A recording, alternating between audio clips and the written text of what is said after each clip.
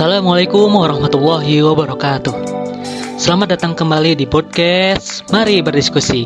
Kembali bersama saya Muhammad Rizbi Abdullah. Podcast kali ini merupakan podcast yang spesial karena sekarang saya akan bercerita tentang sahabat saya, yaitu Dimar. Nama lengkapnya adalah Dimar Aditya Permana. Kami sekolah di SMA yang sama, yaitu SMA Negeri 3 Subang, yang merupakan salah satu SMA rujukan di Kabupaten Subang. Dimar adalah orang yang menemani saya ketika saya mendaftar dan datang pertama kali ke SMA dulu. Dimar ini orangnya kreatif, pekerja keras, dan setia kawan. Pokoknya Dimar ini orang yang family friendly. Kisah yang paling mengena di antara kami adalah saat kami bersama-sama berjuang untuk menghidupkan kembali eskul yang telah lama vakum atau tidak aktif. Eskul ini bernama USB, singkatan dari Ultimate Spangas Bandware. Eskul ini berkutat di bidang teknologi dan informasi. Dari riwayatnya, eskul ini sudah banyak meraih prestasi, akan tetapi dikarenakan minimnya sumber daya yang mengelola eskul ini, akhirnya eskul ini vakum dan vakum selama 2 tahun. Kami berusaha sekuat tenaga dari mulai mencari anggota baru, melobi guru, sampai dengan mencari-cari alamat kepala sekolah agar permintaan kami di ACC. Singkat cerita, perjuangan kami selama 2 bulan akhirnya terbayarkan, yaitu dengan diresmikannya kembali eskul USB ini. Pada tanggal 12 Agustus 2018, eskul USB resmi bergerak kembali dan memiliki ruangan baru, yaitu di Lab Komputer 6. Pada tanggal 11 Agustus 2021, kami kembali berkumpul bersama dalam rangka reunian. Kami reunian di kafe. Saat itu di kafe sudah ada Villa, Iqbal, Adit, Rivaldi, dan teman-teman saya yang lainnya. Kami semua mematuhi protokol kesehatan yang berlaku dan memakai masker dan juga membawa hand sanitizer. Kami memulai berbincang-bincang sambil menunggu Dimar dan Iksan datang. 10 menit berlalu, akhirnya mereka datang. Akan tetapi mereka datang dengan percaya diri tanpa menggunakan masker. Setelah mereka duduk, saya tanya mereka, "Mar, San, kenapa gak pakai masker?" Dimar menjawab, Bi, COVID mah gak ada. Itu mah cuma akal-akalan pemerintah agar bisa korupsi anggaran." Waduh.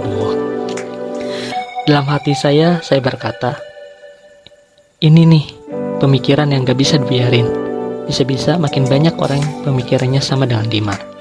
Saya sontak menjawab Dimar, "Mar, COVID-19 itu benar-benar ada. Buktinya rumah sakit sekarang penuh. Yang meninggal karena virus juga udah ada ribuan orang.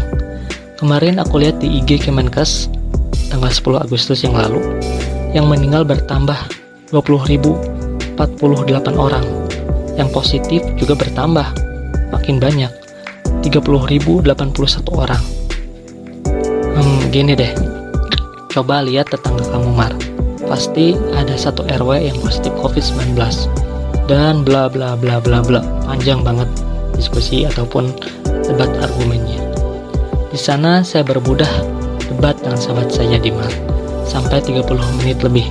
Di sana terjadi brainstorming atau curahan pendapat yang menarik, yaitu mempertanyakan kebenaran dari COVID-19 ini. Tentunya saya tak tersendirian.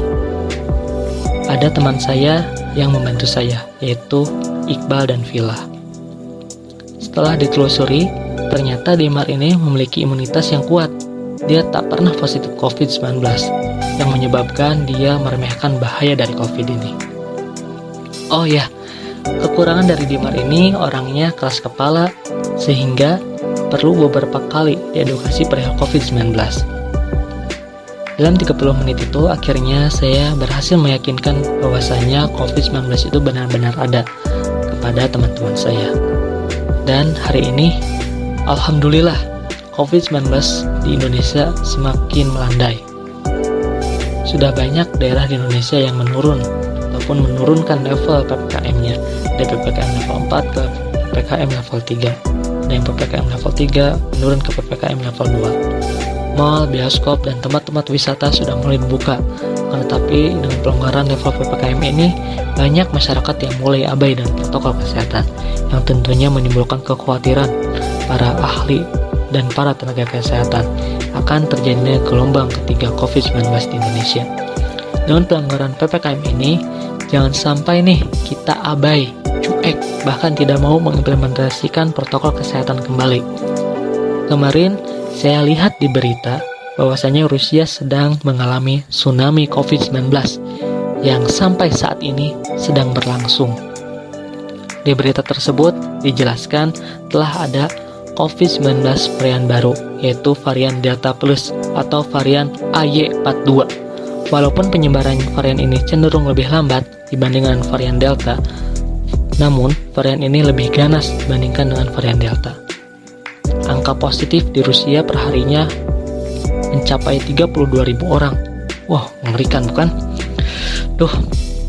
Saya harap kawan-kawan semua tetap mematuhi protokol kesehatan, yaitu dengan menerapkan 5M. M yang pertama, memakai masker.